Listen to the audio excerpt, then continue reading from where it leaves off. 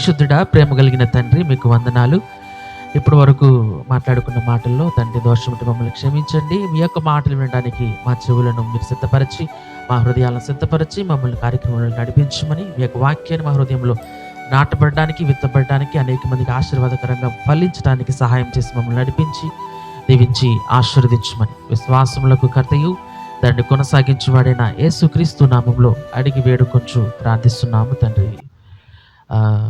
ఈ సమయంలో దేవుని యొక్క వాక్యాన్ని మనం ధ్యానం చేద్దాం. మత్తయి సువార్త 25వ అధ్యాయము. మత్తయి సువార్త 25వ అధ్యాయము. అక్కడ ఒక ఉపమానాన్ని ఈరోజు మనము చదువుకుందాము. 25వ అధ్యాయము మొదటి నుంచి వచనాలు. పరలోక రాజ్యము తమ దివిటీలు పట్టుకుని పెండ్లి కుమారుని ఎదుర్కొనుటకు బయలుదేరిన 10 మంది కన్యకలను పోలి ఉన్నది. వీరిలో 5 బుద్ధి లేనివారు, 5 బుద్ధి గలవారు. బుద్ధి లేనివారు తమ దివిటీలు పట్టుకుని తమతో కూడా నూనె తీసుకుని పోలేదు. బుద్ధి గలవారు తమ దివిటీలతో కూడా సిద్ధెలలో నూనె తీసుకుని పోయిరి.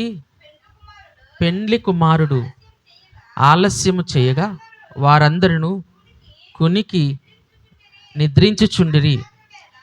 అర్ధరాత్రి వేళ ఇదిగో పెండ్లి కుమారుడు, అతనిని ఎదుర్కొన రండి అను కేక వినబడెను. అప్పుడు ఆ కన్యకలందరూ లేచి తమ దివిటీలను చక్కపరిచిరి. గాని బుద్ధి లేని ఆ కన్యకలు, మా దివిటీలు ఆరిపోవుచున్నవి గనుక మీ నూనెలో కొంచెము మాకీయుడని బుద్ధి గల వారిని అడిగిరి. అందుకు బుద్ధి గల కన్యకలు, మాకును మీకును ఇది చాలదేమో, మీరు అమ్మువారి యొద్దకు పోయి కొనుక్కొనుడని చెప్పిరి. వారు కొనబోవుచుండగా పెండ్లి కుమారుడు వచ్చెను. అప్పుడు సిద్ధపడి ఉన్నవారు అతనితో కూడా పెండ్లి విందుకు లోపలికి పోయిరి. అంతటా తలుపు వేయబడెను. ఆ తరువాత తక్కిన కన్యకలు వచ్చి, అయ్యా అయ్యా మాకు తలుపు తీయమని అడుగగా, అతడు మిమ్మును ఎరుగనని మీతో నిశ్చయముగా చెప్పుచున్నానైనను ఆ దినమైనను గడి అయినను మీకు తెలియదు కనుక మెలకువగా ఉండుడి. హల్లెలూయా. మన విశ్వాస జీవితము లేకపోతే ప్రార్థనా జీవితము మెలకువగా ఉండాలి అనే ఉద్దేశంతో ప్రభువు ఈ యొక్క ఉపమానాన్ని చెప్పాడు. మీరు చాలాసార్లు ఈ ఉపమానాన్ని వినే ఉంటారు. మెలకువగా ఉండటం అంటే శారీరకంగా నిద్రపోకుండా ఉండటం అనేది కాదు, ఆత్మీయంగా నిద్రపోకుండా ఉండటం. ఈ విషయాన్ని ఆయన తెలియచేయటానికి ఈ ఉపమానంలో పెండ్లివి సంబంధించిన ఒక ఉపమానాన్ని చెప్పాడు. ఆయన చాలా సందర్భాలలో పెండ్లి ఉపమానాన్నే ఆయన పరలోక రాజ్యాన్ని పోలుస్తూ చెప్పాడు. ఒక్కొక్క తరుణంలో ఒక్కొక్క దానిని ఆయన పోలుస్తూ చెప్పాడు. ఆయన దేనినైతే పోలుస్తున్నాడో దానిని మనం అర్థం చేసుకుంటే ఆయన చెప్పడంలో గల ఉద్దేశాన్ని మనం అర్థం చేసుకోవచ్చు. ఇక్కడ పరలోక రాజ్యము తమ దివిటీలు పట్టుకుని పెండ్లి కుమారుని ఎదుర్కొనుటకు బయలుదేరిన ఒక 10 మంది కన్యకలను పోలి ఉన్నది. గమనించాలి, పరలోక రాజ్యం అనేది పెండ్లి వధువుతో పోల్చబడలేదు. ఇక్కడ దేనితో పోల్చారు అని అంటే 10 మంది కన్యకలతో పోల్చారు. హల్లెలూయా. 10 అనే సంఖ్య ఇశ్రాయేలుకే కానీ యూదులకే కానీ చాలా ప్రాముఖ్యమైనది. ఏమిటి అని అంటే వారికి 10 ఆజ్ఞలు ఉంటాయి. ఎన్ని ఆజ్ఞలు? 10 ఆజ్ఞలు. 10 ఆజ్ఞలలో ఏ ఒక్కటి కూడా వారు విసర్జించడానికి వీల్లేదు. ప్రతి ఒక్కదానిని కూడా వాళ్ళు అనుసరించాల్సిన సందర్భం అన్నమాట. దానిని ఆ ప్రాముఖ్యమైన విషయాన్ని ప్రభువు 10 మంది కన్యకలతో ఇక్కడ చెబుతూ ఉన్నాడు. పరలోక రాజ్యం అనేది దేవుని యొక్క ఆజ్ఞలతో నింపబడాలి. హల్లెలూయా. నేను చాలాసార్లు చెప్పాను, పరలోక రాజ్యం అనేది పరలోకం యొక్క ప్రభుత్వం. పరలోకం నుంచి వచ్చిన ఆజ్ఞలను మనం పాటించాలి. పరలోకం నుంచి వచ్చిన నిర్ణయాన్ని మనం పాటించాలి. పరలోకపు దేవుడు కొనసాగించే నడిపింపుని మనము తీసుకోవాలి తప్ప మన సొంత నిర్ణయాలు, మన సొంత అభిప్రాయాలు, మన సొంత సంకల్పాలు, ప్రణాళికలు మనం వేసుకోవడానికి వీల్లేదు. పరలోక రాజ్యము అంటే అదే. ఇది నేటి సంఘానికి సాదృశ్యంగా ఆయన చెబుతూ ఉన్నాడు. ఇందులో బుద్ధి లేని వారు 5 ఉన్నారు, బుద్ధి గలవారు 5 ఉన్నారు. కానీ మీరు గమనించాల్సింది ఏంటంటే, మనకి బుద్ధి లేదు అని అంటే అదొక ఏంటి ఎందుకు పనికిరాని ఒక వ్యక్తిత్వంగా మనం గుర్తిస్తూ ఉంటాం. కానీ బైబిల్లో బుద్ధి కలగడము, బుద్ధి లేకపోవడము అంటే ఏమిటి అని అంటే, ఒకసారి లోకాసు వార్త 15వ అధ్యాయము 17వ వచనాన్ని మీరు చదివితే అక్కడ తప్పిపోయిన కుమారుడు గురించి రాస్తూ ఒక మాట రాస్తారు. ఏంటి అని అంటే, అయితే బుద్ధి వచ్చినప్పుడు వాడు, నా తండ్రి యొద్ద ఎంతోమంది కూలివాండ్రకు అన్నము సమృద్ధిగా ఉన్నది, నేనైతే ఇక్కడికి ఆకలికి చనిపోవచ్చున్నాను, నేను లేచి నా తండ్రి యొద్దకు వెళ్ళి, తండ్రి నేను పరలోకమునకు విరోధముగా నీ ఎదుటను పాపము చేసి తిని అని ఒప్పుకుంటాను అని చెప్పి తనలో తాను అనుకుంటాడు. హల్లెలూయా. చూడండి, బుద్ధి వచ్చినప్పుడు అని అంటే బైబిల్లో అర్థం ఏమిటి అని అంటే, తండ్రి వైపుకి తిరిగినప్పుడు, అంటే దేవుని వైపుకి తిరిగినప్పుడు బుద్ధి వచ్చింది అని అర్థం. సాధారణంగా నీకు బుద్ధి ఉందా అనే మాట కొన్నిసార్లు మనం కోపంతో అంటూ ఉంటాం. బుద్ధి గడ్డి తిన్నదా అని చెప్పి కొన్నిసార్లు మనం మాట్లాడుతూ ఉంటాం. కానీ ఇక్కడ బుద్ధి అని అంటే, బుద్ధి వచ్చినప్పుడు అని అంటే ఒక వ్యక్తి లోకంలో నుండి దేవుని వైపుకి తిరిగి ఆయన యొక్క ఆజ్ఞల ప్రకారము జీవించాలని ఎప్పుడైతే నిర్ణయించుకుంటాడో అప్పుడే అతనికి బుద్ధి వస్తుంది. హల్లెలూయా. సామెతల గ్రంథంలో ఒక మాట రాయబడి ఉంది, బాలుడు నడవవలసిన త్రోవను వానికి నేర్పుము, పెద్దవాడైనప్పుడు వాడు దాని నుండి తొలగిపోవుడు అని చెప్పి ఒక మాట రాయబడి ఉంటుంది. అంటే బాలుడికి చిన్నతనంలో బుద్ధి ఉండదు కాబట్టి అతనికి నేర్పిస్తే పెద్దవాడైనప్పుడు అతనికి తన ఊహ తెలిసినప్పుడు, తన గురించిన వ్యక్తిత్వం గురించి తనకు తెలిసినప్పుడు తన దేవుని వైపుకి తిరిగే ఒక సందర్భం వస్తుంది అని చెప్పి గ్రంథకర్త చెబుతూ ఉన్నాడు. కాబట్టి ఇక్కడ 10 మంది కన్యకులు ఉన్నప్పుడు 5 బుద్ధి లేని వారు, 5 బుద్ధి గలవారు అని ఆలోచన చేసినప్పుడు, బుద్ధి లేని వారు ఎవరు అని అంటే దేవుని వైపుకి తిరగని వారు, బుద్ధి కలిగిన వారు అని అంటే దేవుని వైపుకి తిరిగేవారు. గమనించాలి, ఇక్కడ బుద్ధి గలవారు అని అంటే పెండ్లి కుమారుని కోసం ఎదురు చూచేవారు, బుద్ధి లేనివారు అని అంటే పెండ్లి కుమారుడు వస్తాడా లేదా అనే అనుమానంతో ఉన్నవాళ్ళు. వారికి పెండ్లి కుమారుడి మీద దృష్టి అనేది లేనే లేదు, వారికి వేరే దాని మీద దృష్టి ఉంది. ఇక్కడ ఆ విషయాన్ని ఆయన యేసు ప్రభు చెప్పడానికి ప్రయత్నం చేస్తూ ఉన్నాడు. ఇక్కడ మనం గమనించినట్లయితే బుద్ధి లేని వారు 3వ వచనంలో తమ దివిటీలు పట్టుకుని తమతో కూడా నూనె తీసుకుని పోలేదు, బుద్ధి గలవారు తమ దివిటీలతో కూడా సిద్ధలలో నూనె తీసుకుని పోయిరి. గమనించాల్సిన విషయం ఏమిటి అంటే, బుద్ధి లేని వారు తమతో పాటు నూనెని తీసుకెళ్ళలేదు, బుద్ధి గలవారు తమతో పాటు నూనెని తీసుకెళ్లారు. దివిటీలు అనంటే మీకు బాగా అర్థం అవ్వాలి అని అంటే, పూర్వం మనకి కిరసనాయిలతో వెలిగే బల్బులు ఉండేవి, మీకు ల్యాంపులు అంటారు కదా, అవి మీకు తెలిసి ఉంటాయి. సేమ్ అదే రీతిలో ఆ దివిటీలు ఉండేవి. ఇశ్రాయేలుకే కానీ యూదులకే కానీ దివిటీలు ఉండేవి. ఆ దివిటీలకి చివరన గిన్నెలాగా ఒకటి ఉంటుంది, దాంట్లో నూనె పోస్తే ఆ వెలిగించిన ఆ దీపం అనేది వెలుగుతూ ఉంటుంది. అందుకనే ఆ దివిటిని ఇలాగే పట్టుకోవాలి, ఇలా పెట్టుకుంటే నూనె పడిపోతుంది, ఇలాగే పట్టుకోవాలి, ఇలాగే పట్టుకుని వాళ్ళు నడవాలి. అయితే అందులో నూనె అయిపోయినప్పుడల్లా కూడా ఈ నూనెని వీరు పోస్తూ ఉంటారనమాట. అందుకనే ఆ దీపం అనేది ఆరిపోకుండా చూడటం అనేది వీరి యొక్క పని.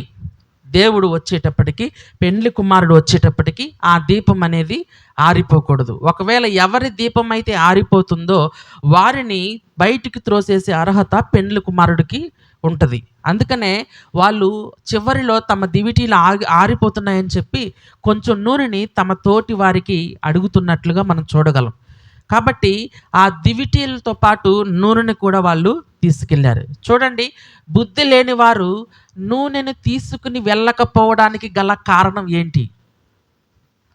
బుద్ధి లేని వారు గమనించారా? 10 మంది కన్యకల్లో 5గురు బుద్ధి లేని వారు ఉన్నారు, 5గురు బుద్ధి గలవారు ఉన్నారు. బుద్ధి లేని వారు నూనె తీసుకెళ్ళలేదు కదా. వాళ్ళు తీసుకెళ్ళకపోవడానికి, వీళ్ళు తీసుకెళ్ళడానికి గల కారణం ఏమిటి? ఆ యొక్క విషయం ఏమిటి? వీళ్ళకి తెలిసిన సమాచారం ఏంటి?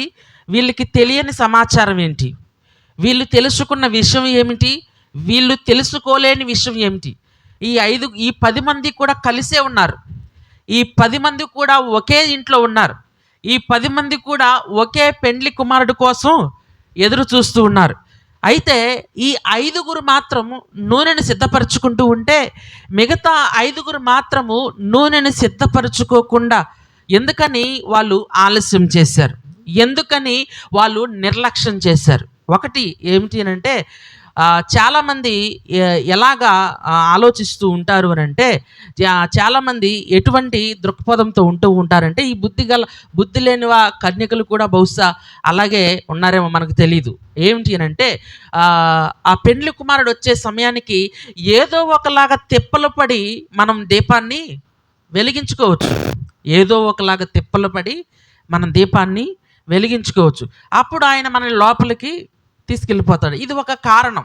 చాలామంది ఎలాగుంటారంటే క్రైస్తవ జీవితంలో, ఇప్పుడే మారు మనసు పొందాలా, ఇప్పుడే చర్చికి వెళ్ళాలా, ఇప్పుడే దేవుణ్ణి తెలుసుకోవాలా, చాలా జీవితం ఉంది నాకు, చాలా జీవితం ఉంది నా యొక్క వయసులో, నేను ఇప్పుడు యవ్వన ప్రాయంలో ఉన్నాను, ఇంకా నేను అనుభవించాల్సింది చాలా ఉంది, ఇప్పుడు నేను తెలుసుకుని ఏం చేస్తాను, భవిష్యత్తులో నేను వెళ్తానులే, ఒకవేళ ఈలోపు ఆయన వచ్చేస్తే ఏదో రకంగా అప్పటికప్పుడు నేను మారు మనసు పొంది అప్పటికప్పుడు నా పాపములు ఒప్పుకొని అప్పటికప్పుడు నేను పరలోకానికి వెళ్ళిపోతానులే అనే ఒక ధైర్యంతో కొంతమంది ఉంటూ ఉంటారు. గమనించాలి, మన గురించి మనకు తెలిసిన దానికన్నా దేవుడికి మన గురించి బాగా తెలుసు.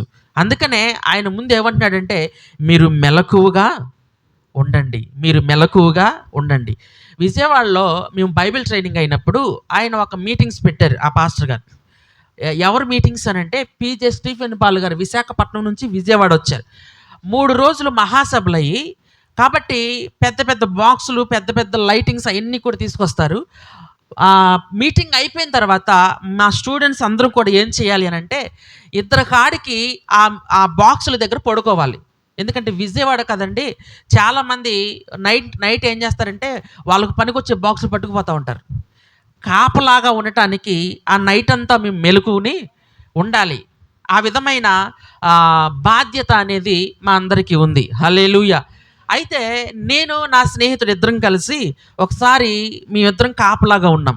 నేను అనుకున్నాను, ఒక అరగంట కునికి తీసి వెంటనే లేచిపోదాం అని చెప్పేసి పడుకున్నానండి. ఎన్నింటికి? 2ంటికి పడుకుని 2:30కు లేచిపోదామని జస్ట్ కునికి తీశాను అంతే. లేచి చూసేటప్పటికి 5:30 అయింది. లెగిసి చూసేటప్పటికి ఎందుకనయింది? నిద్ర ఎటువంటి నిద్ర అంటే మనకి ఆ టైంలో బహుభారమైన నిద్ర. ఒకటి, మనము కాపలాగా ఉండాలి అని అంటే ఖచ్చితంగా మెలకుని ఉండాల్సిందే. పడుకున్నామా, ఒక 5 నిమిషాలు పడుకున్నామా, ఒకవేళ ఒక పావు గంట సేపు మన కళ్ళు మూసామా, ఎక్కడికి తీసుకెళ్ళిపోతుందో తెలియదు. మన మనసు ఎక్కడికి వెళ్ళిపోతామో తెలియదు. 2ంటికి పడుకున్న వాడిని 5:30కు లేచాను. నా పక్కన ఉన్న నా స్నేహితుడు పాపం వాడే రాత్రంతా మెలకుగా ఉండి వాడే చూశాడు. నేను 5:30కు లేచాను, వాడు 5:30కు పడుకున్నాడు. దేవుడి నామానికి మహిమ కలుగును గాక. ఈ విధంగా ఆలోచన చేస్తే మనము మన యొక్క పరిస్థితి ఎలాగుంటుంది అని అంటే, చాలా ధైర్యంగా ఉంటాం మన మీద మనమే. ఆ టైంకి ఇది చేసేవచ్చులే, లేకపోతే ఆ టైంకి ఇది జరిగిపోద్దులే, లేకపోతే ఆ టైంకి ఇలాగా ఉండొచ్చులే అని చెప్పేసి కొన్ని సందర్భాల్లో మనం అనుకుంటూ ఉంటాం. బిల్లీ గ్రాహం అని ఒక గొప్ప సువార్తికుడు ఉన్నాడు. ఆయన ఒకసారి ఒక హీరోయిన్తో మాట్లాడడానికి, ప్రపంచ ప్రఖ్యాతి చెందిన హీరోయిన్తో మాట్లాడడానికి దేవుడు ఆయన్ని ప్రేరేపిస్తే ఆ హీరోయిన్కి మెసేజ్ పంపించాడు. నేను మీతో మాట్లాడాలనుకుంటున్నాను, నాకు అపాయింట్మెంట్ ఇస్తారా అని చెప్పేసి అంటే, వారం రోజుల తర్వాత అపాయింట్మెంట్ ఇచ్చింది ఆవిడ. అపాయింట్మెంట్ ఇస్తే మెర్లిన్ మోండ్రే అంటారు ఆమె పేరు. అమెరికాలో గొప్ప హాలీవుడ్ స్టార్ అనమాట ఆవిడ ఒకప్పుడు. అయితే ఆమె దగ్గరికి వెళ్ళి ఒక 20 నిమిషాలే టైం ఉంది, 20 నిమిషాలు మీరు ఏం చెప్పాలనుకున్నారో చెప్పండి అని చెప్పేసి ఆవిడంటే, ఆయన యేసు ప్రభు గురించి చెప్పి తన సాక్ష్యాన్ని చెప్పి, యేసు ప్రభు నీకు ఈ విషయాలు చెప్పమన్నాడు, మీరు మారు మనసు పొందితే బాగుంటుంది అని చెప్పేసానంటే, మీ దేవుడితో నాకు ఇంకా పని లేదు అని అందంట. మీ దేవుడితో నాకు ఇంకా పని లేదు, మీ దేవుడిని అనుసరించేంత టైం కూడా నాకు పని పాట లేకుండా ఉన్నాను అనుకున్నావు ఇక్కడ అని ఒక బూతులు తిట్టేసి ఆయన్ని పంపించేసింది. ఆయన్ని పంపించేసిన 2 వారాలకి ఆత్మహత్య చేసుకుని చచ్చిపోయింది ఆవిడ. ఆయన్ని పంపించేసిన 2 వారాలకి ఆత్మహత్య చేసుకుని చనిపోయింది.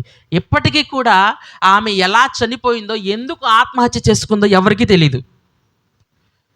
ఆమె చనిపోవడానికి 2 వారాల ముందు సువార్త ఆవిడ దగ్గరికి వస్తే, ఇప్పుడు నాకు ఆ సమయం లేదు అని చెప్పింది. కానీ ఆవిడకి ఉన్న సమయం ఎంత అంటే 2 వారాలే అన్న సంగతి దేవుడికి తెలుసు.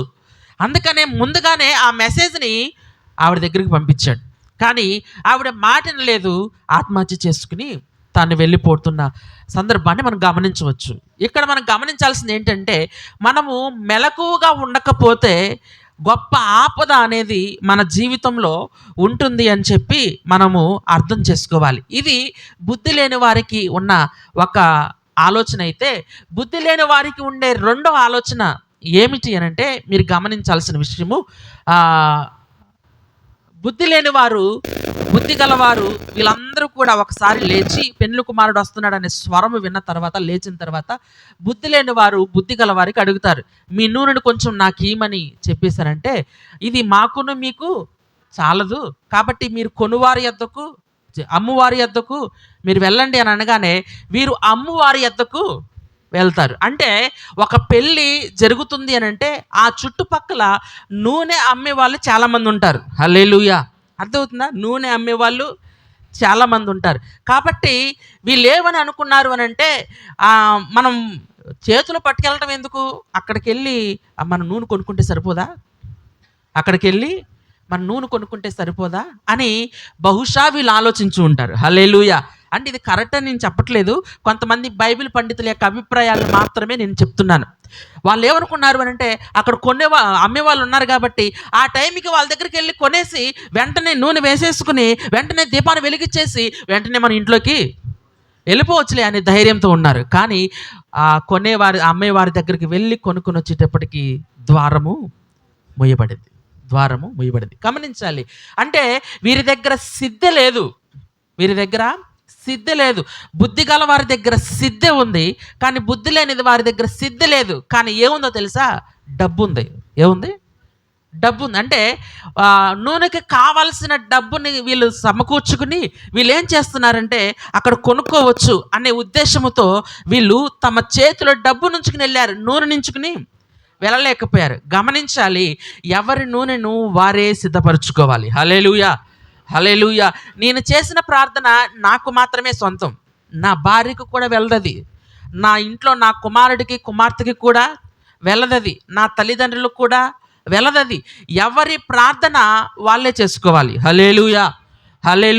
అందుకే వ్యక్తిగత ప్రార్థనకి మిమ్మల్ని ఎందుకని పురుగొల్పుతున్నాను అని అంటే, మీరు సిద్ధపడి మెలకువగా ఉండి దేవుడు వచ్చే సమయానికి మిమ్మల్ని మీరు ఆయనకు సమర్పించుకునే విధంగా ఉండాలి అని నా యొక్క ఆలోచన. హల్లెలూయా.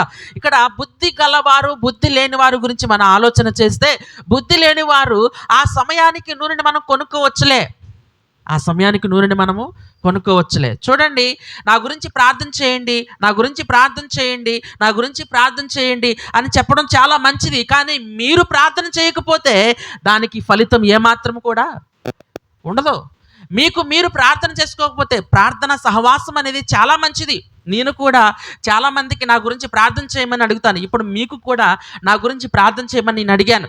ఈ వారం రోజులు మరలా నేను ఉపవాసం ఉండాలనుకుంటున్నాను, నా గురించి మీరు ప్రార్థన చేయండి అని నేను అడిగాను. అలాగా కొన్ని సందర్భాల్లో చాలామందికి నా గురించి మీరు ప్రార్థన చేయండి అని నేను అడుగుతాను. నా గురించి ప్రార్థన చేయమని నేను అడిగి నేను ప్రార్థన చేయకపోతే అది ఏమాత్రము కూడా బుద్ధి గల వారి యొక్క చర్య కాదది, బుద్ధి లేని వారి యొక్క చర్య. మన యొక్క మనసు దేవుని వైపుకుంటే, మన యొక్క మనసు యేసు ప్రభు వైపుకుంటే, మనం ఎలాగైతే ప్రార్థన సహాయాన్ని కోరతామో మనము కూడా ప్రార్థన చేసేవారముగా ఉంటాం. మనము కూడా ప్రార్థన చేసేవారముగా ఉంటాం. అలాగ ఉండాలి అనేది దేవుడు కోరుకుంటున్నాడు. దేవుడి నామానికి మహిమ కలుగును గాక. చూడండి, ఆయన ఈ యొక్క పెళ్లి సందర్భాన్ని ఎందుకు తీసుకొస్తున్నాడు? చాలాసార్లు మీతో చెప్పాను. పెళ్ళి, యూదుల యొక్క పెళ్ళి పద్ధతుల్లో 2 ఉంటాయి. ఒకటి ప్రధానోత్సవం అయితే, రెండోది ప్రధానమైన పెళ్ళి. ప్రధానోత్సవము అలాగే పెళ్ళి. ప్రధానోత్సవానికి పెళ్ళికి మధ్యలో 1 సంవత్సరం గ్యాప్ ఉంటుంది. 6 నెలల నుంచి సంవత్సరం గ్యాప్ ఉంటుంది. ప్రధానోత్సవం రోజున పెండ్లి కుమారుడు తన పెండ్లి కుమారుడు ఇంటి వారందరూ కూడా పెండ్లి కుమార్తె ఇంటికి వస్తారు. వచ్చి వాళ్ళు ఏం చేస్తారంటే పెండ్లి కుమార్తెని చూస్తారు. వాళ్ళకి ఇష్టమవుతుంది. 2 రోజులు కానీ 3 రోజులు కానీ వాళ్ళు అక్కడే ఉంటారు. ఉండి ఆ యొక్క విందుల్లో పాల్గొని పెండ్లి కుమారుడు ఏం చేస్తాడంటే కట్నము అక్కడే ఇచ్చేస్తాడు పెండ్లి కుమార్తెకి. హల్లెలూయా. మనకి కట్నం పెళ్లిలో ఇస్తారు, కానీ ప్రధానోత్సవంలోనే యూదులకి కట్నాన్ని అక్కడే ఇచ్చి వెళ్ళిపోతాడు. వెళ్ళి ఏం చేస్తాడంటే పెండ్లి కుమారుడు ఈ పెండ్లి కుమార్తె కోసం ఒక ఇల్లు కట్టడానికి ఆయన వెళ్తాడు. హల్లెలూయా. వీళ్ళిద్దరూ ఉండడానికి ఒక ఇల్లు ఆయన కట్టడానికి వెళ్తాడు. ఆ ఇల్లు కట్టడానికి ఇంచుమించు 6 నెలల టైం పడుతుంది. అందుకని ఈ 6 నెలల టైంలో ఈ పెండ్లి కుమార్తె ఇంటి వారు అతను ఎప్పుడు వస్తాడా అని చెప్పి ఎదురు చూస్తూ ఉంటారు. హల్లెలూయా. అర్థమవుతుంది కదా మీకు? యేసు ప్రభువు కూడా ఏమన్నాడు అని అంటే, నేను మీ కొరకు స్థలము సిద్ధపరచ వెళ్తున్నాను, మీ కొరకు స్థలము సిద్ధపరచ వెళ్తున్నాను, మరలా నేను మీతో వచ్చి మీరు నాతో ఉండులాగా మరలా మిమ్మల్ని కొనిపోవడానికి మరలా వస్తాను అని చెప్పి ఆయన మాట్లాడిన సందర్భాలు మీరు గమనిస్తే, పెళ్ళి యొక్క విషయాన్ని, పెళ్ళి యొక్క సందర్భాన్ని ఆయన ఊహించి చెప్పినట్టుగా, లేకపోతే ఆయన పోల్చి చెప్పినట్టుగా మనకు అర్థమవుతుంది. హల్లెలూయా. అంటే ఆయన ఎప్పుడైతే ప్రధానోత్సవం రోజున, సిలువపై మరణించిన రోజున, పునరుద్ధానుడై తిరిగి లేచిన రోజున ఆయన ఈ భూమి మీదకి వచ్చి ఆయన ప్రధానోత్సవం చేసుకుని ఆయన వెళ్ళిపోయాడు. మన కోసం స్థలం సిద్ధపరచ వెళ్ళిపోయాడు. ఆయన వెళ్ళిపోతున్నప్పుడు ఆయన ఒక బహుమానాన్ని మనకి ఇచ్చి వెళ్ళాడు. ఏమిటా బహుమానము అని అంటే పరిశుద్ధాత్మ. హల్లెలూయా. పరిశుద్ధాత్మ అనే బహుమానమును, కానుకను, కట్నమును ఆయన మనకి ఇచ్చి ఉన్నాడు. ఆయన ఇచ్చిన ఆ పరిశుద్ధాత్మ అనే బహుమానము ద్వారా మనల్ని మనం సిద్ధపరచుకుంటున్నాం. దేవుడి నామానికి మహిమ కలుగును గాక. అయితే యూదుల యొక్క పెండ్లి పద్ధతుల్లో ప్రధానోత్సవం జరిగిన తరువాత పెండ్లి జరిగే సమయానికి 6 నెలల నుంచి సంవత్సరం టైం పడుతుంది. కొంతమంది బాగా ఉన్న ఇల్లు కట్టే వాళ్ళు అయితే సంవత్సరం దాకా కూడా టైం పడుతుంది. అందుకనే 6 నెలల నుంచి సంవత్సరం అనే టైంని పెట్టారు. అయితే ఆ ఇల్లు కట్టేసిన తరువాత వాళ్ళు ఆ పెండ్లి కుమారుడు ఎప్పుడు వస్తాడో తెలీదు. ఈ పెండ్లి కుమార్తె ఇంటి వారు ఏం చేస్తారంటే పగలు అందరూ కూడా మెలకుగానే ఉంటారు. పగలందరూ కూడా మెలకుగానే ఉంటారు, కానీ రాత్రిళ్ళు అందరూ మెలకుగా ఉండలేరు. అందరికీ నిద్ర అనేది వస్తుంది. ఇక్కడ 10 మంది కన్యకలు కూడా ఒక చోట నిద్రపోయినట్టుగా మనం చూడవచ్చు. అంటే అర్ధరాత్రి వేళ పెండ్లి కుమారుడు వచ్చే సమయానికి వాళ్ళు నిద్రపోయారు. అయితే వీళ్ళు మెలకుగా ఉండడానికి ఏం చేసేవారు అంటే ఆ పెండ్లి కుమార్తె ఇంటివారు రోజుకొకరు ఉపవాసముతో ప్రార్థన చేసేవారు. హల్లెలూయా. ఉపవాసముతో కడుపు కాల్చుకుని రోజంతా కూడా ఆ పెండ్లి కుమారుడు కోసం ఎదురు చూసేవారు, నైట్ అంతా కూడా. ఎందుకంటే ఒకవేళ ఈ నైట్ వస్తాడేమో, లేకపోతే రేపు నైట్ వస్తాడేమో, లేకపోతే ఎల్లుండి నైట్ వస్తాడేమో, ఎప్పుడు వస్తాడో తెలియదు. కాబట్టి రోజుకొకరు వంతులు వేసుకుని రోజుకొకరు నైట్ అంతా మెలకుగా ఉండి ఒకవేళ పెండ్లి కుమారుడు వస్తే వెంటనే ఆ పెండ్లి కుమారుడిని చూచి ఆ పెండ్లి ఇంటి వాడు ఏం చేస్తారంటే వెంటనే పెండ్లి కుమార్తె ఇంటికి వచ్చి, ఇదిగో పెండ్లి కుమారుడు వచ్చేస్తున్నాడు అని చెప్పి అందరినీ కూడా నిద్రలేపుతాడు. హల్లెలూయా.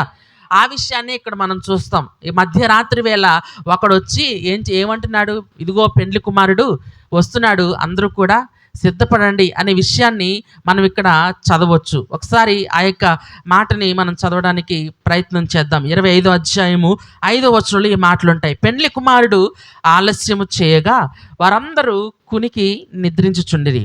అర్ధరాత్రి వేళ ఇదిగో పెండ్లి కుమారుడు అతనిని ఎదుర్కొనరండి అను కేక వినబడెను. అప్పుడు ఆ కన్యకలందరూ లేచి తమ దివిటీలను చక్కపరిచిరి. హల్లెలూయా. అంటే ఆ కేక అర్ధరాత్రి వేళ వారికి వచ్చినట్టుగా మనం చూస్తూ ఉంటాం. దేవుడి నామానికి మహిమ కలుగును గాక. యూదులకి సాధారణంగా 4 జాములు ఉంటాయండి. యూదులకి సాధారణంగా 4 జాములు ఉంటాయి. ఎన్ని జాములు?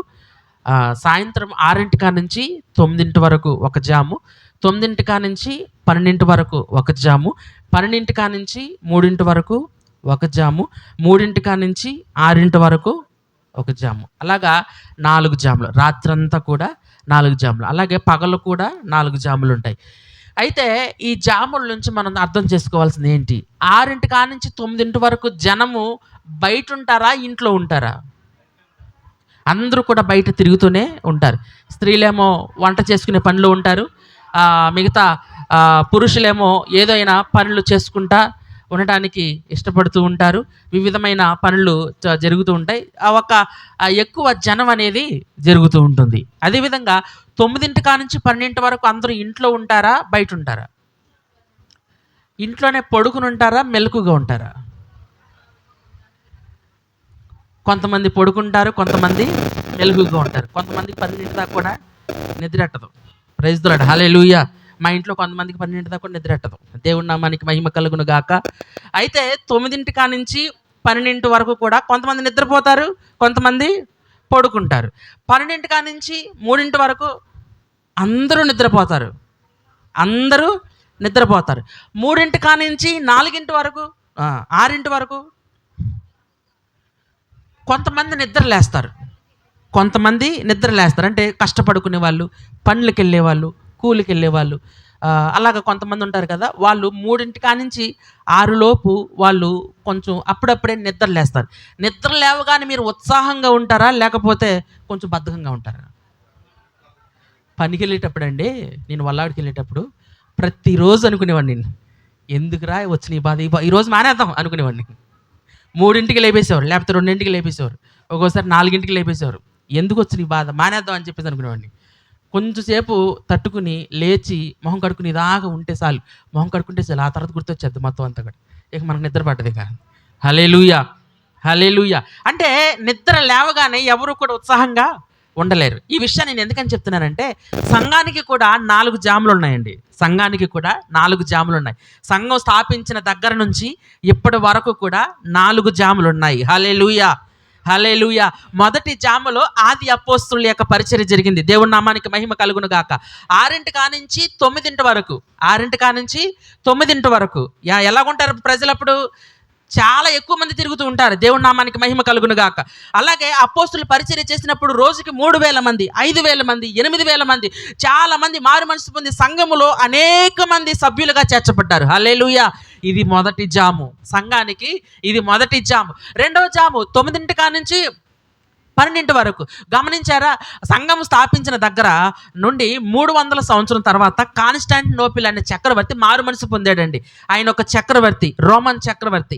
అప్పటి వరకు కూడా క్రైస్తవం మీద భయంకరమైన హింసలు పెడితే ఈయన ఏం చేశాడంటే క్రైస్తవ్యాన్ని ఉద్ధరించడం ప్రారంభించాడు. క్రైస్తవానికి కావాల్సిన చర్చిలు కట్టడం ప్రారంభించాడు.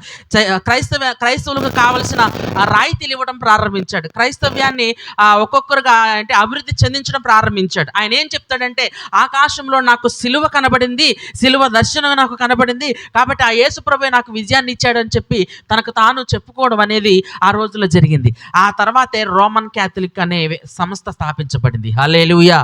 రోమన్ క్యాథలిక్ సంస్థ స్థాపించబడిన తర్వాత గమనించాలి, క్రైస్తవ్యం అంతా కూడా విగ్రహారాధన అయిపోయింది. క్రైస్తవ్యం అంతా కూడా అందరూ కూడా పడుకోవడానికి వెళ్ళిపోయారు.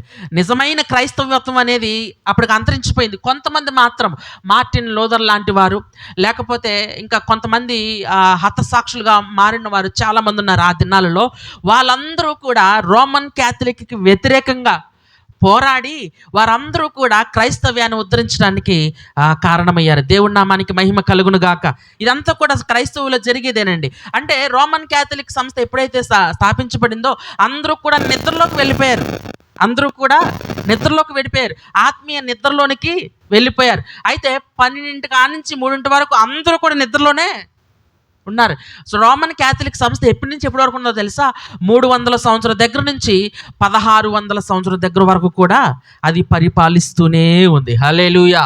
అంటే 9 నుంచి 3 వరకు కూడా రోమన్ క్యాథలిక్ యొక్క ప్రభుత్వం అనేది సంఘానికి ఒక తీరని మచ్చలాగా జరుగుతూనే ఉంది. అది కారు చీకటి ప్రదేశం అని చెప్పి, కారు చీకటి సమయం అని చెప్పి సంఘ చరిత్రకారులు చెబుతూ ఉంటారు. హల్లెలూయా. అయితే 3 కానించి 6 వరకు కొంచెం కొంచెంగా నిద్ర లేవడం ప్రారంభించారు. హల్లెలూయా! కొంచెం కొంచెంగా నిద్ర లేవటం ప్రారంభించారు. అంటే మార్టిన్ లూథర్ లాంటి వారు, అతనికున్న స్నేహితులు గానీ, ఇంకా చాలామంది రోమన్ క్యాథలిక్ వ్యతిరేకంగా పోరాటం చేసి ఒక్కొక్కరుగా నిద్ర లేచి అనేక మందిని నిద్ర లేపడం ప్రారంభించారు. దేవుని నామానికి మహిమ కలుగును గాక. అయితే ఇప్పుడు మనం చెప్పుకుంటున్న సందర్భంలో ఈ యొక్క పెండ్లి కుమారుడు వస్తున్న సందర్భం ఏమిటి? అర్ధరాత్రి వేళ అని రాశారు. ఎప్పుడండి అది? అర్ధరాత్రి వేళ. అంటే పెండ్లి కుమారుడు ఒకవేళ అర్ధరాత్రి వస్తే ఎలాగుంటుంది అనే విషయాన్ని ఇక్కడ మనకి చెప్పడం అనేది మనం చూస్తూ ఉన్నాం. అయితే ఇందులో మనం అర్థం చేసుకోవాల్సింది ఏమిటి అంటే, బుద్ధి కలిగిన కన్యకల వల్లే మనం ఉండాలి, బుద్ధి లేని కన్యకల్లాగా మనము ఉండకూడదు అనే విషయాన్ని ఇక్కడ ప్రభువు మనతో కూడా చెబుతూ ఉన్నాడు. హల్లెలూయా! హల్లెలూయా! గమనించాలి. నేను ఈ విషయాలను ఎందుకని చెప్తున్నానంటే, నిద్ర అనేది అందరికీ వస్తుంది. శారీరకమైన నిద్రే కావచ్చు, ఆత్మీయమైన నిద్రే కావచ్చు, అందరికీ వస్తుంది. కొన్ని సందర్భాలలో మనం కూడా అలసిపోతాం. బాగా ఉపవాసాలు చేసిన వారైనా సరే, బాగా ఉత్సాహంగా దేవుని పరిచర్య చేసిన వారైనా సరే, ఎవరైనా సరే కొన్నిసార్లు దేవుని యొక్క పరిచర్యలో అలసిపోతూ ఉంటారు, ఆత్మీయతలో అలసిపోతూ ఉంటారు. అలాంటి అలసిపోయినప్పుడు వాళ్ళు కునికి నిద్రించడం అనేది జరుగుతుంది. అయితే ఈ కునికి నిద్రించే సందర్భంలో మనం ఎలాగుండాలి? హల్లెలూయా! మీకు గిద్యోను గురించి ఒకసారి చెప్పాను. గిద్యోను యొక్క విషయానికి వస్తే, గిద్యోను దగ్గర 32,000 మంది సైన్యం ఉన్నారు.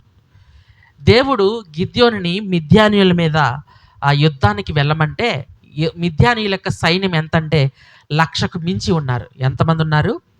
1,00,000కు మించి ఉన్నారు. అంటే 32,000 మంది 1,00,000 మందిని జయించాల్సిన సందర్భం. అయితే 32,000 మంది కూడా సరిపోరని గిద్యోను అనుకుంటా ఉంటే, దేవుడు అందులో 31,700 మందిని బయటికి పంపించేశాడు. హల్లెలూయా! ఎంతమందిని పంపించాడు? 31,700 మందిని బయటికి పంపించాడు. మిగిలిన వారు ఎంతమంది అంటే 300 మందే. మిగిలిన వారు ఎంతమంది? 300 మంది. అయితే ఇలాగ బయటికి పంపించినప్పుడు దేవుడు ఒక సూచన ఇచ్చాడు. ఏంటి అంటే, అక్కడ ఒక నది ఉంది, ఆ నది దగ్గరికి వెళ్ళి అందరికి నీళ్లు తాగమని చెప్పు. ఆ నీళ్లు తాగుతున్నప్పుడు ఎవరైతే ఒంగుని తమ నోటిని నీటిలో పెట్టి తాగుతారో వాళ్ళని పక్కకు తోసేయి. ఎవరైతే నీళ్ళని చేతిలో పట్టుకుని తాగుతారో వాళ్ళని ఇంకొక పక్కకి పెట్టు అని చెప్పి దేవుడు చెప్పడం జరిగింది. దాని యొక్క అర్థం ఏమిటి అంటే, నీళ్ళు మోకాళ్ళ మీద పడిపోయి కుంగిపోయి కిందకు వంగి వాళ్ళు నోటితో తాగినప్పుడు వాళ్ళు ఏం కోరుకుంటున్నారంటే విశ్రాంతి కోరుకుంటున్నారు. ఏం కోరుకుంటున్నారు? విశ్రాంతి కోరుకుంటున్నారు. అంటే కొంచెం సేపైనా విశ్రాంతి పొందుదాం, ఈ నీళ్లు తాగేటప్పుడైనా విశ్రాంతి పొందుదాం, ఈ నీళ్లు మనం రుచి చూసేటప్పుడైనా మనం విశ్రాంతి పొందుదామని వాళ్ళు వంగిపోయి వాళ్ళు తాగడం చూస్తున్నాం. కానీ కొంతమంది ఏం చేశారంటే నీళ్లు ఇలా తీసుకుని నోటితో తాగడం ప్రారంభించారు. అంటే కుక్క గతికినట్టు గతికారంట. అంటే కుక్క ఎలా గతికిద్ది? నాలుకతో లాగిద్ది. మీరు గమనించండి, మొత్తం నీళ్ళు వేసేసుకోదు, ఇలాగా నాలుకతో లాగిద్ది. నాలుకతో లాగినప్పుడు, నాలుకతో తాగుతున్నప్పుడు నీళ్ళు ఎక్కువ వస్తాయా తక్కువ వస్తాయా? తక్కువ వస్తాయి. ఈ బాటిల్ ఇలాగ ఎత్తేసాను అనుకోండి, నీళ్ళు బాగా వస్తాయి. అదే ఒక్కో చుక్క తాగితే స్పూన్తో అది ఎప్పుడు నిండిద్ది? మన సంతృప్తి ఏంటంటే ఒకేసారి నిండిపోవాలి కదా. కానీ అక్కడ దేవుడు వారికి చూపించిన ఆ యొక్క విధానం ఏమిటి అంటే, ఎవరైతే కుక్క గతికినట్టు గతుకుతారో వారిని ప్రక్కకు ఉంచి వారి ద్వారా నేను ఆ మిద్యానీయులను జయిస్తానని చెప్పేసి గిద్యోనుతో అంటాడు. హల్లెలూయా! హల్లెలూయా! అంటే వాళ్ళకి విశ్రాంతి మీద ఆలోచన లేదు, వాళ్ళు చక్కగా కూర్చోవాలనే ఆలోచన లేదు, లేకపోతే వాళ్ళు చక్కగా పడుకోవాలనే ఆలోచన లేదు. శత్రువులు ఎట్టొస్తారా అని చూచి ఇలా కుక్క గతికినప్పుడు శత్రువులు ఎట్టొస్తారా అని చెప్పేసి తమ చూపుని చుట్టుపక్కల చూస్తూనే ఉన్నారు. హల్లెలూయా! హల్లెలూయా! దేవుని వాక్యంలో ప్రార్థన చేసే వారి గురించి ఒక మాట రాయబడి ఉంటుంది, యెహోవా విజ్ఞాపన కర్తలారా ఎప్పటికీ విశ్రమించొద్దు. దేవుని నామానికి మహిమ కలుగును గాక. యెహోవా ఎదుట విజ్ఞాపన చేసే వాళ్ళు ఎప్పటికీ కూడా విశ్రమించడానికి వీలు లేదు. వాళ్ళు ఎప్పుడూ కూడా ప్రార్థన చేస్తూనే ఉండాలి, ప్రార్థన చేస్తూనే ఉండాలి, ప్రార్థన చేస్తూనే ఉండాలి. బలిపీఠం మీద అగ్ని ఆరిపోకూడదంట. నిర్గమాకాండలో రాయబడి ఉంటుంది, బలిపీఠం మీద అగ్ని ఆరిపోకూడదు, అది ఎప్పుడూ కూడా వెలుగుతూనే ఉండాలి అని చెప్పి రాయబడి ఉంది. ప్రార్థన అనే అగ్ని ఎప్పుడూ కూడా వెలుగుతూనే ఉండాలి అని చెప్పి రాయబడి ఉంది. ఈ బుద్ధి గల కన్యకులు, బుద్ధి లేని వారి కన్యకులకు ఉన్న తేడా ఏమిటి అంటే, వారు ప్రార్థన మీద ఆసక్తి లేని వారు, వీరు ప్రార్థన మీద ఆసక్తి కలిగిన వారు. ఎవరైతే ఎక్కువగా ప్రార్థన చేయడానికి ఇష్టపడతారో వారికి నూనె సమృద్ధిగా ఉంటుంది. దేవుని నామానికి మహిమ కలుగును గాక. ఇక్కడ నూనె అంటే ఏమిటి అంటే పరిశుద్ధాత్మ. నూనె అంటే ఏంటండి? పరిశుద్ధాత్మ. మీరు ఎక్కువగా దేవునితో సహవాసం చేసినప్పుడు ఆ పరిశుద్ధాత్ముడు ఎక్కువగా మీతో పాటే ఉంటాడు, ఎక్కువగా మీ హృదయంలోనే వసిస్తాడు, ఎక్కువగా మీరు ఏది కావాలంటే ఆ యొక్క ఆలోచనలు మీలోనికి రప్పిస్తాడు. దేవుని నామానికి మహిమ కలుగును గాక. మనం బుద్ధి గల కన్యకల వలె ఉండాలి అని కోరుకుంటున్నాడు దేవుడు, బుద్ధి లేని కన్యకల్లాగా ఉండాలని దేవుడు కోరుకోవట్లేదు. అందుకే ప్రతిరోజు కూడా ప్రార్థన నేను ఎందుకు పెట్టాను అని అంటే, మీరు ప్రతిరోజు కూడా దేవుని సన్నిధిలో ఒక్కొక్కరైనా సరే వచ్చి ప్రార్థన చేయాలి. సంఘంలో అగ్ని ఆరిపోకూడదు, ప్రార్థన అనే అగ్ని ఆరిపోకూడదు, ప్రార్థన అనే నూనె అయిపోకూడదు. ఎప్పటికీ కూడా అది వెలుగుతూనే ఉండాలి, ఆ దీపం ఎప్పుడూ కూడా వెలుగుతూనే ఉండాలి. బుద్ధిగల కన్యకులు తమతో పాటు సిద్ధిని తీసుకుని వెళ్ళారు, తమతో పాటు నూనెని తీసుకుని వెళ్ళారు. వారు నూనెని తీసుకుని వెళ్ళడంలో ఏమాత్రం కూడా విసుగు చెందలేదు. దేవుని యొక్క పరిచర్యలో మనం విసుగు చెందేవారిగా ఉండకూడదు, మనము విశ్రాంతి పొందేవారిగా ఉండకూడదు. ఇప్పటికిప్పుడే దేవుని యొక్క పని వచ్చింది అని అంటే ఖచ్చితంగా మనం దాన్ని చేసేవారుగా ఉండాలి. హల్లెలూయా, హల్లెలూయా. ఒక క్రైస్తవుడు ఎలా ఉండాలి అంటే, ఇప్పుడు ప్రార్థన అంటే వెంటనే రెడీ అయిపోవాలి. ఇప్పుడు పని ఉంది, దేవుని పని ఉందంటే వెంటనే రెడీ అయిపోవాలి. ఇప్పుడు ఒకవేళ ఏదైనా పరిచర్య ఉందంటే వెంటనే రెడీ అయిపోవాలి. దేవుని నామానికి మహిమ కలుగును గాక. ఆ విధంగా మీరు తయారవ్వాలని నేను కోరుకుంటున్నాను. అవుతారా అవరా? ప్రైజ్ ది లార్డ్, హల్లెలూయా. దేవుడు మిమ్మల్ని ఆ విధంగా తయారు చేయును గాక. దేవుని నామానికి మహిమ కలుగును గాక. గమనించండి, మన ముందు చాలా పనులు ఉన్నాయి, ఆత్మీయమైన పనులు. నేను చర్చ్ పనులు కాదు చెప్పేది, ఆత్మీయంగా మనం ప్రార్థన చేయవలసిన పనులు ఇంకా చాలా ఉన్నాయి. వాటన్నిటిలో కూడా మనం విసుగు చెందకుండా, విశ్రాంతి గురించి మనం ఆలోచించకుండా ప్రతిరోజు కూడా ఆయన సన్నిధిలో మనం ప్రార్థన చేసినప్పుడు బుద్ధిగల కన్యకల వలె దేవుడు మనల్ని ఉంచడానికి ఇష్టపడుతూ ఉన్నాడు. హల్లెలూయా.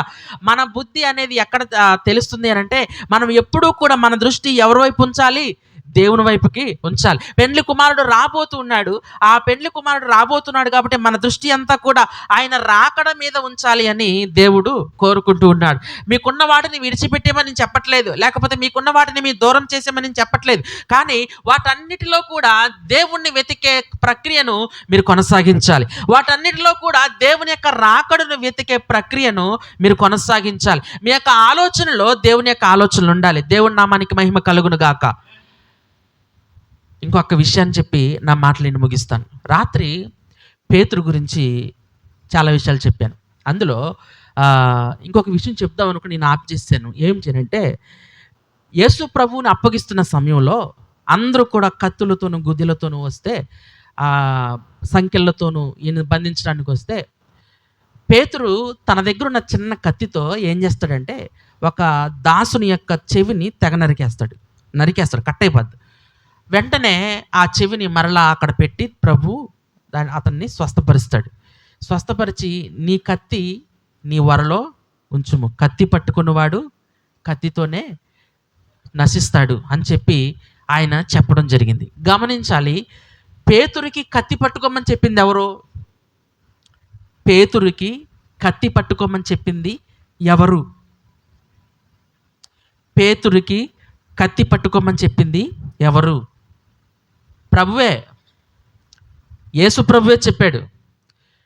ఆయన గెత్సెమనే తోటకు వెళ్ళడానికి ముందు మీ దగ్గర కత్తులు ఉన్నాయా అని అడిగితే అప్పుడు పేతురు అంటాడు, మన దగ్గర 2 కత్తులు ఉన్నాయి ప్రభు అని అంటాడు. అంటే 2 కత్తులు సరిపోతాయి అని అంటాడు ప్రభు. కత్తి పట్టుకోమంటాడు. కత్తి లేనివాడు తన బట్ట నమ్మి కత్తి కొనుక్కోవాలి అని చెప్పి ప్రభువే అంటాడు.